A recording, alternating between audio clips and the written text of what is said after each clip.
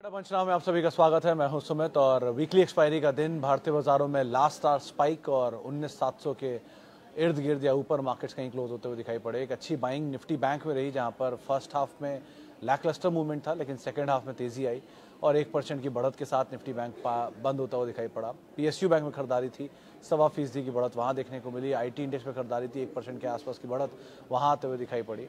Advance client favour में थे, करीब 17 साढ़े 17 शेयर तेजी में और 1100 साढ़े 1100 शेयर ऐसे जो कि बिकवाली के साथ कामकाज करते हुए दिखाई पड़े।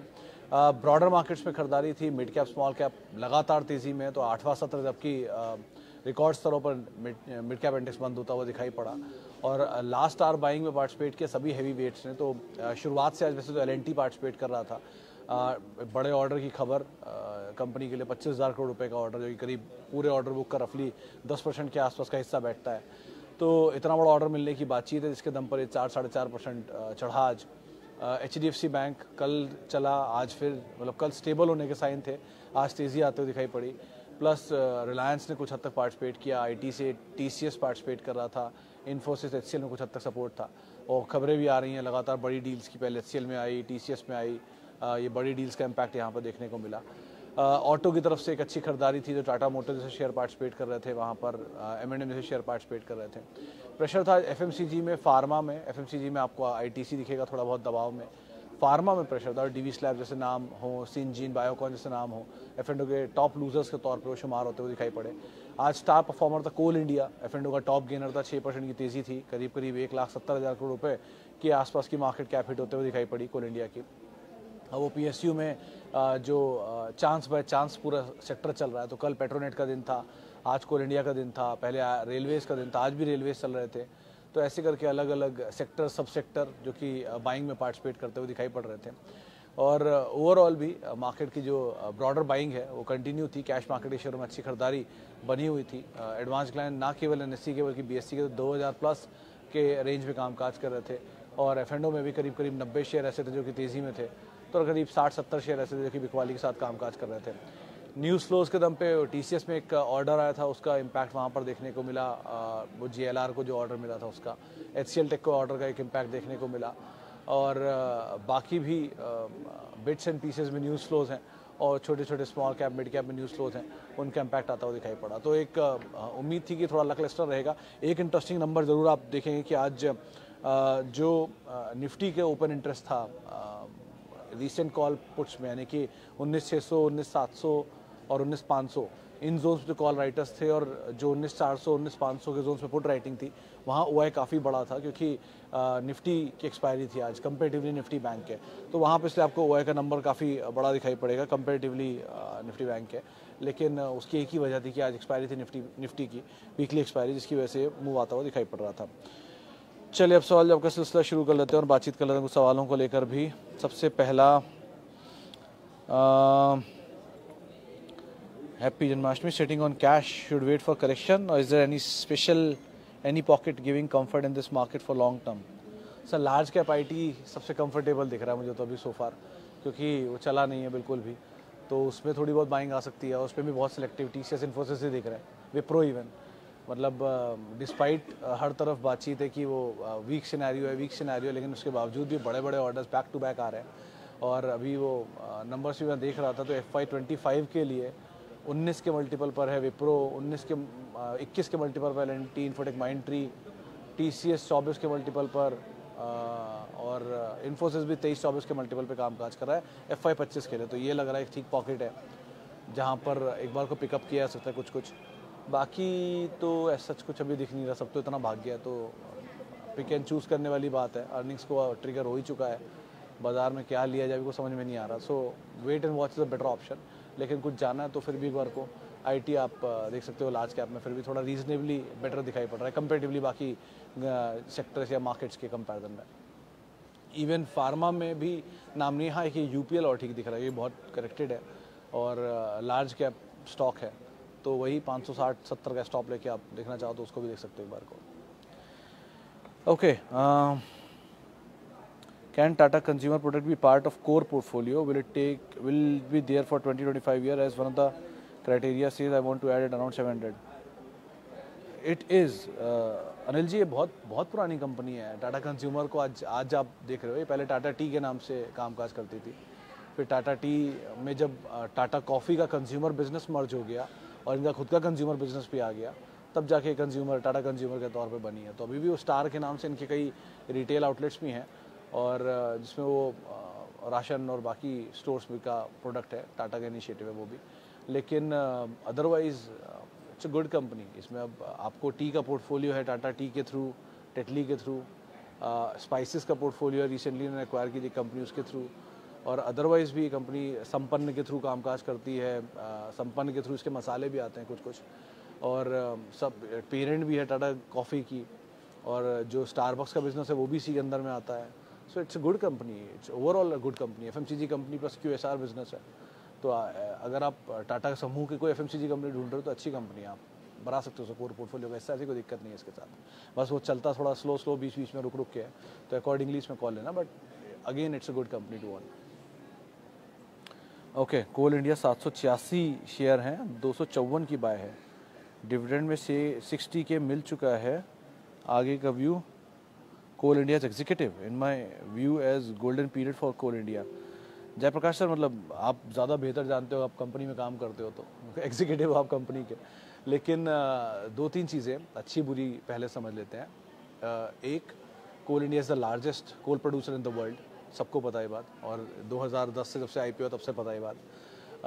कंपनी इंडिया की जो 80% power, thermal power company requirement है उसको पूरा करती है, और मेजरली थर्मल पावर कंपनी की तरफ से, जो कोल बेस्ड पावर कंपनी है उनकी तरफ से आती है डिमांड, और उसको ये कंपनी केटर करती है। लार्जेस्ट क्लाइंट्स में से NTPC एंड टाटा पावर जैसे जो बड़े क्लाइंट्स हैं वो तो है ही। क्वालिटी ऑफ कोल पे हमेशा सवाल उठता ही हो, तो आपको ही पता है, हमको ही पता है, पहले भी आता था, ये इशू कई बार आ चुका है। इस समय पीक पावर डिमांड की बातचीत है। आज वेस्ट में थोड़ी बारिश ज़्यादा है, बॉम्बे और गुजरात एरिया में, लेकिन अदरवाइज़ नॉर्थ तो पूरा सूखा पड़ा है। और इस बारी के जो पीक पावर डिमांड है वो ट्रिगर बन के काम कर रही है तमाम पावर कंपनियों के लिए और कोल बेस्ड पावर कंपनियों के लिए भी। तो जो जनरेशन है स्ट्रॉन्ग है, डिस्ट्रीब्यूशन स्ट्रॉन्ग है, जनरेशन स्ट्रॉन्ग है। जनरेशन स्ट्रॉन्ग है तो कोल बेस्ड जो डिमांड है वो भी स्ट्रॉन्ग है, जिसकी वजह से कोल की एक ट्रिगर पॉइंट मिल गया उनको, वो भी एक तेज़ी पकड़ रहे हैं। सो ये एक पार्ट अच्छा है, क्योंकि आपकी कॉस्ट में ऑलरेडी आप डिविडेंड निकाल चुके हो, और क्योंकि आपने बोला 786 शेयरों में करीब 60,000 डिविडेंड आप निकाल चुके हो, तो अच्छी क्वांटिटी में आप डिविडेंड ले चुके हो। 70-80 रुपये डिविडेंड पर शेयर आपको शायद मिल चुका है। तो मोटा मोटा back of the envelope calculation ये कहता है। तो अगर वो भी मैं जोड़ दूं तो आपकी कॉस्ट अपने आप ही घट के 160-170 रुपये आ जाती है। तो आप प्रॉफिट में तो वैसे ही हो, बढ़िया होल्ड करो, कोई ऐसी इशू नहीं है। ये चलेगा तो वैसे रिवॉर्ड देगा कैपिटल एप्रिसिएशन में, अगर नहीं चलेगा तो आपको डिविडेंड में रिवॉर्ड देता ही रहेगा। एक चीज़ है कि ये मतलब सन 2011 में लास्ट टाइम इसने हिट किया था, करीब 4 लाख करोड़ के आसपास की मार्केट कैप, 385 या 4,11,000 करोड़ मार्केट कैप थी उस टाइम पर, और तब ये लार्जेस्ट कंपनी बना था रिलायंस के ऊपर आने के बाद। आज भी इसकी इतनी तेज़ी के बाद भी जो मार्केट कैप है 170 के आसपास पहुंची है, तो अभी भी इसमें स्टोरी तो बहुत बाकी है जो पुराने दिन इसने देखे हैं वहाँ से। सो होल्ड करने में बुराई नहीं है, और बाकी सिचुएशन वाइज जैसे जैसे नंबर्स में रिफ्लेक्ट होगा वैसे वैसे आप बने रहो। दो कंपनी अच्छी है, PSU बैक्ड है, बस अब स्टेक सेल ऊपर ना आए 1, OFS ना आए 2, और 3 ये डिविडेंड पे ऑफ कंटिन्यू करे तो ठीक है ये स्टोरी तो। लेकिन अदरवाइज यही 3-4 रिस्क है इसमें, बाकी तो ऐसी कोई दिक्कत नहीं है। ओके, कमेंट्स पर क्या करें? कमेंट्स पर अगर आप हैं तो बने रहें। Amit ji, it's a quality MNC giant, engineering space में, ऑटो इंजीनियरिंग में मेजरली ये काम काज करते हैं, और अच्छी कंपनी है, मतलब बहुत बढ़िया क्लाइंट भी हैं इंजीनियरिंग में। ये पावर के लिए भी काम करते हैं, ऑटो के लिए भी काम करते हैं, और इंजीनियरिंग के हैवी प्रोजेक्ट्स के लिए भी काम करते हैं। सो अच्छी मल्टीनेशनल कंपनी है, इन्वेस्टमेंट ग्रेड स्टॉक है रादर। ये ABB, सीमेंस, इस तरह की कंपनी को तो आप मतलब you can hold it for longer duration of time. तो आप अगर समय दे सकते हो तो कोई दिक्कत नहीं, आराम से बने रहो इन कंपनीज में।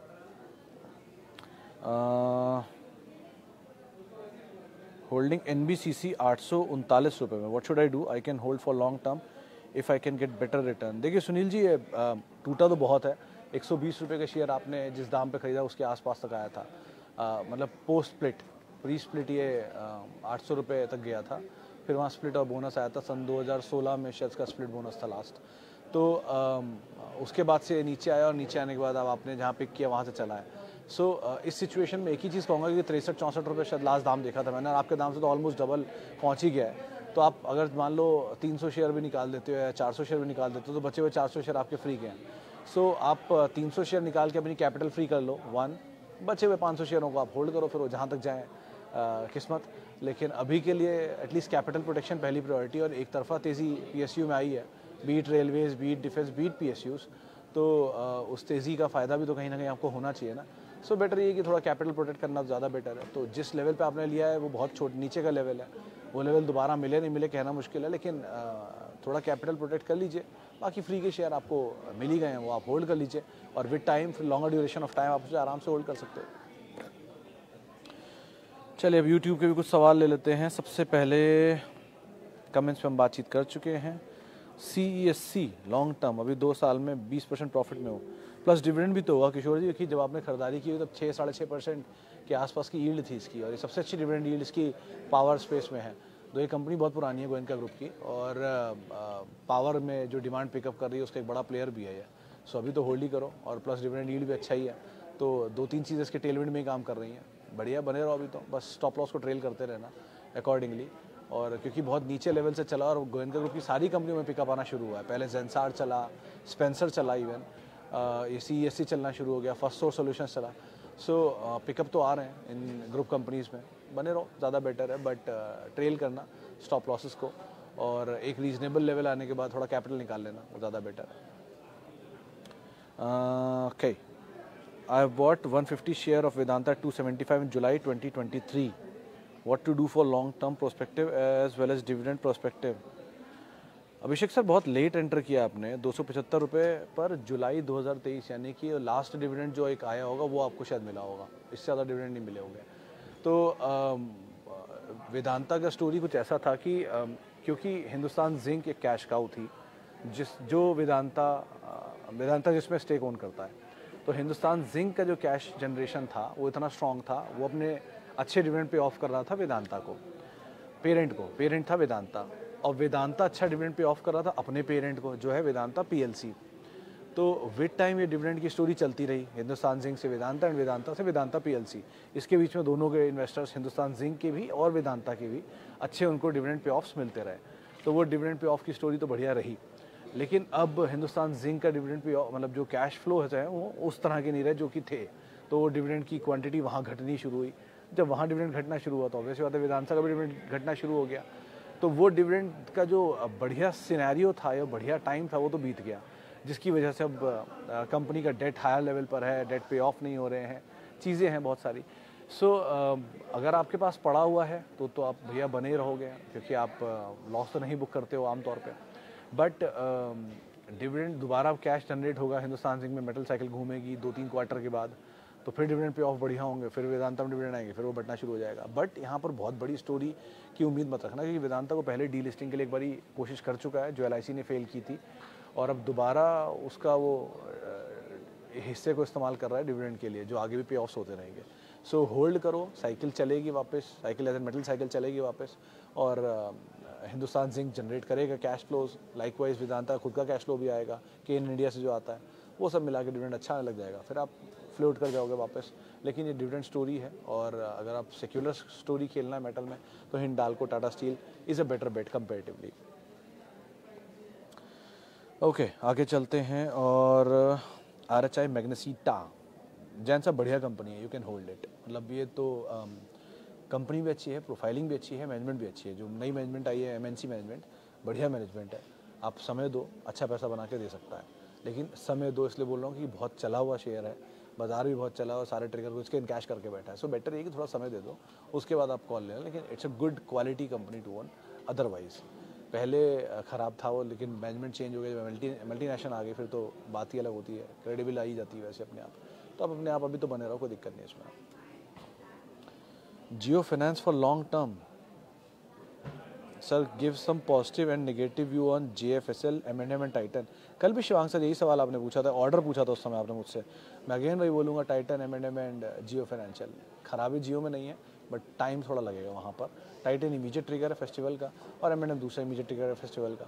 तो ये दोनों कंपनियाँ बेटर साइड पर हैं फेस्टिवल ट्रिगर पे, लेकिन Jio would be the last one. अब रही बात जियो 5 साल के लिए, तो सर देखो, मैं कोई भी कंपनी हो, be Titan, be TCS, be Jio, be Reliance, be anyone, XYZ, कोई भी वो मतलब कचरे से कचरी कंपनी भी हो सकती है और best of the best company भी हो सकती है। 5 साल हो, 15 साल हो, 20 साल हो, 50 साल हो, उनकी जो ड्यूरेशन ऑफ होल्डिंग है वो तभी तय हो सकती है जब उनके नंबर सपोर्टिव है। अगर HDFC बैंक ख़राब परफॉर्म करेगा तो वो सेल रेटिंग में जाएगा, वो आप उसके पोर्टफोलियो का हिस्सा नहीं रहेगा। सर देखिए, ये आपका पोर्टफोलियो जो होता है वो आप हमेशा कोशिश करते हो the best of the best चुनो, तो जो बेस्ट है वो पोर्टफोलियो में आता रहेगा, जो बेस्ट नहीं है वो पोर्टफोलियो जाता रहेगा। जो निफ्टी में होता है वही आप कोशिश करिए। अगर ये परफॉर्म नहीं करेगा तो परफॉर्म नहीं किया तो BHEL बाहर हुआ, परफॉर्म नहीं किया तो इवन वेदांता ही बाहर हुआ, परफॉर्म नहीं करेगा तो जो नहीं होगा वो बाहर हो जाएगा। तो यहाँ जो परफॉर्म करते जाएंगे वो शामिल होते जाएंगे। सो लाइकवाइज अगर जियो परफॉर्म नहीं करेगा तो पोर्टफोलियो हिस्सा नहीं रहेगा, परफॉर्म करेगा तो ये ज़रूर रहेगा। आप कितनी भी अच्छी लिजेसी लेकर चल रहे हो, अगर आपके नंबर्स नहीं सपोर्टिव हैं तो आप किसी काम के नहीं हो। So the best of the best legacies fail even, तो इसीलिए लिजेसी के ऊपर मत जाइए। नंबर्स अच्छे आ रहे हैं तो आप उसमें बने रहिए, लेकिन वो 5 साल की स्टोरी है। अभी के ट्रिगर में 211 पे प्रमोटर की बाइंग है तो आप एंटर कर सकते हो, ये अभी का ट्रिगर है। बाकी ये लॉन्ग टर्म की स्टोरी के लिए सिर्फ नंबर ही सब कुछ होता है और कुछ नहीं होता। Bharat Dynamics as president Biden will be in India. Sir Patel साहब, एक सा बात समझ लो आप, पूरी डिफेंस की स्टोरी, पूरी रेलवे की स्टोरी, पूरी PSU की स्टोरी आप अकेले को नहीं पता, सबको पता है और पूरी तेज़ी दिखा भी चुके हैं। तो अच्छी डिफेंस की तेज़ी भी आ चुकी है, आपके स्टॉक 5-5 गुना, 10-10 गुना, 8-8 गुना, 7-7 गुना हो चुके हैं। उसके बाद आप कोई भी स्टोरी लगा लो, उसमें बिडेन साहब का ना इसराइल से टाई अप, चाइना से टाई अप और वटेवर टाई अप्स, ये ऑलरेडी मार्केट डिस्काउंट करके बैठा है। सो ऑलरेडी बाजार बढ़िया तेज़ी डिफेंस, रेलवेज़, PSUs में दिखा चुका है। तो यहाँ जो आपकी अपसाइड है ना वो कैप हो सकते हैं, लेकिन डाउनसाइड अभी कैप नहीं है। तो जहाँ पर डाउनसाइड कैप है ना उनको पहली प्रेफरेंस दो कंपैरेटिवली उनके जिनके अपसाइड कैप्स हैं, क्योंकि ऑलरेडी बड़ी तेज़ी 500% चलने के बाद शेयर 400-400%, मासगांव, कोचेन, NBCC, BHEL ज़ोरदार तेज़ी में, HAL इतनी बड़ी तेज़ी के बाद अगर अब आप ये उम्मीद लगा रहे हो कि 3000 का HAL 6000 हो जाएगा या 6000 का 9000 हो जाएगा, तो इतना आसान नहीं होता। उसके नंबर भी कोई चीज़ होते हैं, वो भी सपोर्ट करने चाहिए। सो चलिए HAL केस में भी वो सपोर्ट कर रहे हैं, 6000 लायक नहीं, लेकिन हाँ फिर भी थोड़ा वो सपोर्ट कर रहे हैं, लेकिन बाकी में तो वो भी नहीं कर रहे हैं। सो देख कर थोड़ा सा आप संभल कर कॉल लेना इसमें, आप जो भी कॉल लो। ओके, कुछ नया लेने को है मनोज जी, लेना कंपलसरी है क्या? थोड़ा रिलीफ लेना चाहिए कभी कभी, कुछ नहीं ले पा रहे हो तो थोड़ा रिलीफ ले लीजिए। अभी बाजार बहुत तेज़ी में, नीचे मिलेगा तब आप ले लीजिएगा। बाजार में कोई ज़रूरी नहीं है हर चीज़ जाके महंगी ही लेनी है। आप फंड मैनेजर नहीं हो जिसके पास SIP फ्लो आया जा रहा है और लेना कंपलसरी है, तो आपके पास अगर कंपलसरी SIP लेने की ज़रूरत नहीं है तो रिलीफ ले लो थोड़ा सा, वो ज़्यादा बेटर है। और फिर भी अगर मन नहीं मान रहा है तो सेफेस्ट ऑप्शन में जाओ, जहाँ पर लार्ज कैप टूटे पड़े हैं उनमें एंटर कर जाओ, कोई दिक्कत नहीं है। Example TCS, example Infosys, example UPL, जो लार्ज कैप हैं और टूटे पड़े हैं, इनको आप देख सकते हो, बट ज़रूरी नहीं है हर टाइम कुछ ना कुछ लेना। जोमेटो पर आपका व्यू स्टिल इंटैक्ट और you suggest to add here because my buying cost 58 है, टोटल 1800 शेयर है। My still view is same sir. Vipin sir, जब तक कहीं मुझे प्रॉफिट नहीं दिखता, डिविडेंड पे ऑफ्स नहीं दिखते, तब तक मुझे वो कंपनी समझ में नहीं आती। मैं बहुत ऑर्थोडॉक्स आदमी हूँ, यही समझता हूँ कि बिजनेस प्रॉफिट के लिए किया जाता है, प्रॉफिट आपका हो या प्रमोटर का हो, प्रॉफिट तो हो रहा है। अब किसको हो रहा है मुझे नहीं पता, तो जब तक शेयर होल्डर्स को प्रॉफिट नहीं है तब तक मुझे समझ में नहीं आती कोई भी कंपनी, या कम प्रॉफिट पे ज़्यादा वैल्यूएशन हो तो भी इवन, जैसे नायका का केस है। सो जब तक प्रॉफिटेबिलिटी सपोर्ट नहीं करती, जैसे UPI की स्टोरी पे पेटीएम चल रहा है अभी, लेकिन प्रॉफिट नहीं है। सो आप कितना ज़्यादा से ज़्यादा ट्रांजैक्शन कर लो, कोई दिक्कत नहीं है, आप दुनिया भर के सारे ट्रांजैक्शन भी कर लो, लेकिन प्रॉफिटेबिलिटी में क्यों नहीं दिख रहा, ये मुझे समझ में नहीं आ रहा। ऐसा कौन सा प्रॉफिट होता है जो नहीं समझ में आ रहा? ऑपरेटिंग प्रॉफिट ही दिखा दो, चलो, वो भी नहीं है। सो ऐसी सिचुएशंस मुझे ज़्यादा रिवील नहीं होती। तो अभी बाजार में बुल रन है, तो अभी कोई फ़ायदा नहीं, कोई सुनता नहीं इन बातों को। जब पलटेगा तो पता चल जाएगा। अब वो STC की स्टोरी थी ना, कल ही मैंने ट्वीट किया है, पिछले 8 क्वार्टर में एक भी रेवेन्यू नहीं कमाया उसने, 1 रुपया रेवेन्यू नहीं है पिछले 8 क्वार्टर में STC को, लेकिन फिर भी शेयर डबल हो गया 1 महीने में। तो क्या कर सकते हैं, बुल रन है जी, हो रहा है। सो जब अभी तेज़ी है तो सबका बोलबाला है, जब मंदी आएगी तब पूछें क्या करना है। ओके, वापस चलते हैं फेसबुक के सवालों को लेकर। What about Adani power? I think you should hold Khan साहब। आज वैसे भी 350-56 के जोन्स पार कर गया, 360 के जोन्स पार कर गया। प्रमोटर ने भी रिसेंटली बाय किया, एक और ट्रिगर्स में काम कर रहा है। आप बने रहो मेरे ख्याल से। अदानी पावर, अदानी ट्रांस दोनों में पैसा बनना चाहिए यहाँ से भी बहुत अच्छा। तो अगर आप बनना चाहते हो तो उनको देख सकते हो। हाँ, इनफैक्ट ये अदानी एक और पॉकेट है, किसी को लेना है तो इनको देख सकता है। अदानी पावर, अदानी ट्रांस, अदानी विल्मर इवन, ये 3 नाम ठीक लग रहे हैं जिनको आप देख सकते हो चाहो तो। Okay, Titan versus Kalyan, any day Titan, any day Titan. ये जितनी बड़ी कल्याण है उतनी बड़ी अकेले कैरेट लेना टाइटन के अंदर। So any day is for long term stories Titan. लेकिन शॉर्ट टर्म में आप मोमेंटम खेलना चाहते हो तो बात अलग है, फिर तो कल्याण या टीबीजी या कुछ भी उठा लो, सेनको उठा लो।